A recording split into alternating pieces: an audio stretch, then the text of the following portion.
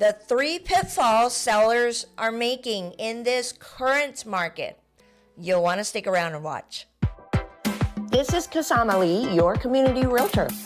So here we are at the top of 2026. Well, no, actually, we're almost going into the end of the first quarter. It'll be March very soon, 2026. My gosh, how quickly the year has already gone by. So I'm going to talk today about the 3 pitfalls that the sellers are still making where their house is not selling. Is it now time to sell? You better believe it. It's a better time now to sell than back in 2025. That was a rough year for real estate market all over the country. We survived it. Many agents survived it, but I will tell you this. Statistics show that 71% of licensed real estate agents in 2025 did zero, that's not a heart, that's a zero transaction last year. So what does that mean to you? It means that last year it wasn't the best time for sellers or buyers because of the wild interest rates that we were having, the unpredictability of the market. So there were less homes on the market, right? Anyway, here we are at 2026. It's a much better time to buy and to sell. However, I want to just caution you that there are 3 mistakes that sellers are still making that would cause them to not be able to sell their home, even in this better market. If you enjoy this type of content, you want to hit subscribe and the bell notification so you don't miss any of the future videos. It means a lot to me for you to like, share, comment on the video so that our channel can continue to grow and benefit many other people. Pitfall number 1. Pricing your home based on what your neighbor down the street sold 2 years ago.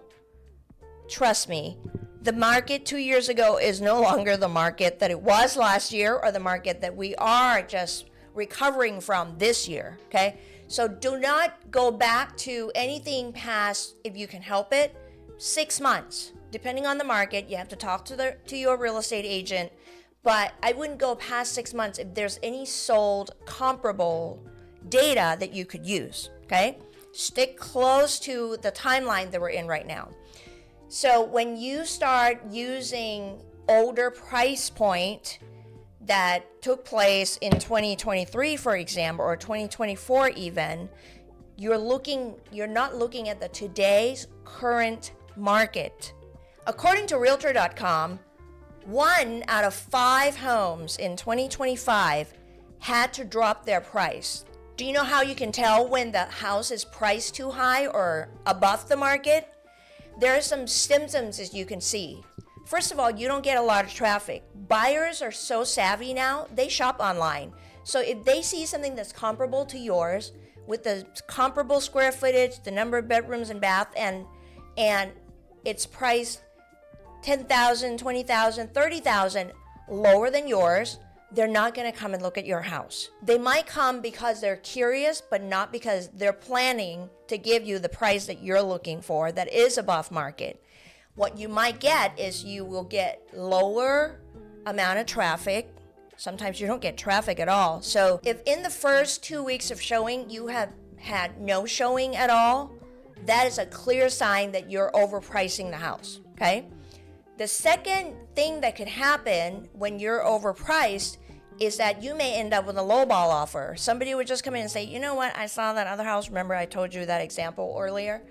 I saw another house down the street that is priced $30,000 below. I'm just going to make that offer to you. So now the seller may be insulted because you feel like your house is worth more, but maybe that is because the price of your house is too high. Another symptom that you might see is it sits on the market, right? It drags on the market. I just had this conversation with one of our seller clients that the last thing we real estate agents would want to see happen to their home is to see the house just sit and sit and sit, no traffic, and now we're 21 days into days on the market. It loses its luster. The home is the hottest during the first 2 weeks.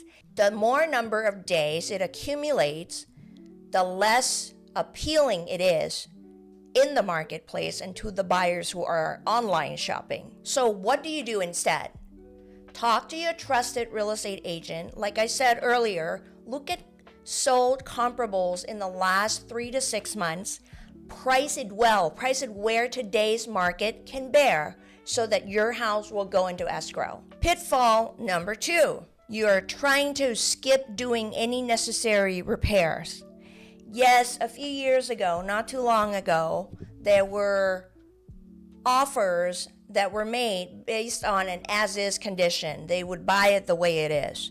Well, the way it is now, buyers are more finicky and they're pickier.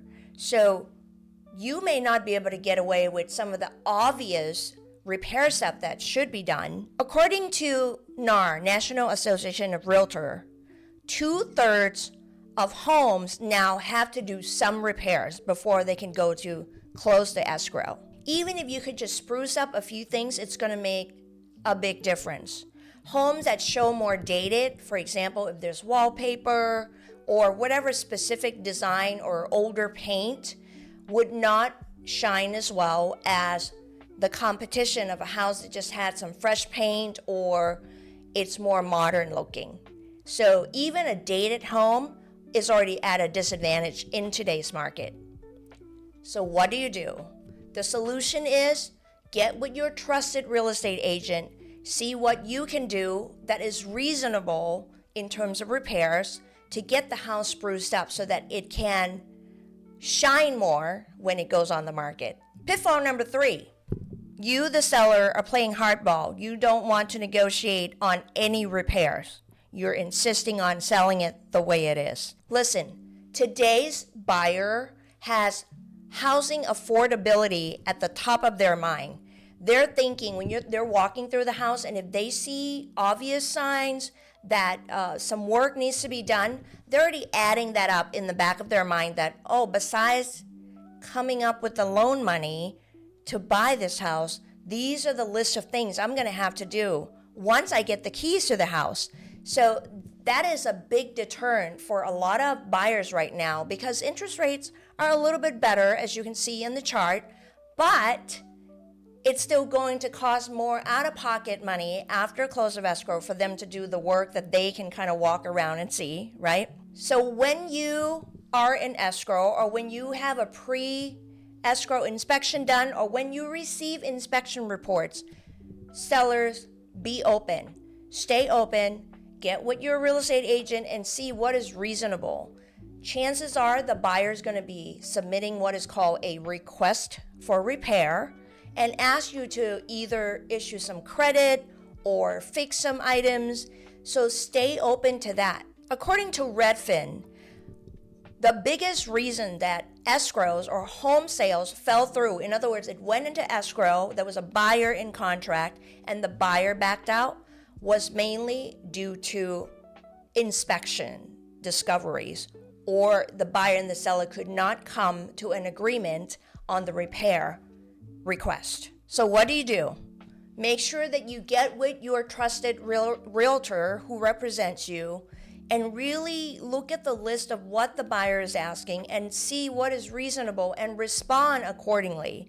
Every case is different and it's individual, so I cannot stress this enough because we've been negotiating on most of our transactions right now, whether we're on the buyer side or the seller side. Having a great experienced real estate agent who understands the value of negotiation, the value of being professional, the value of building rapport with the other agent, and the value of managing your expectation is going to make a big difference night and day in your experience. So make sure you select wisely as you choose the real estate agent that you hire. So selling your home in today's market, there is no extreme changes that you need to do. You just need to remember 3 things.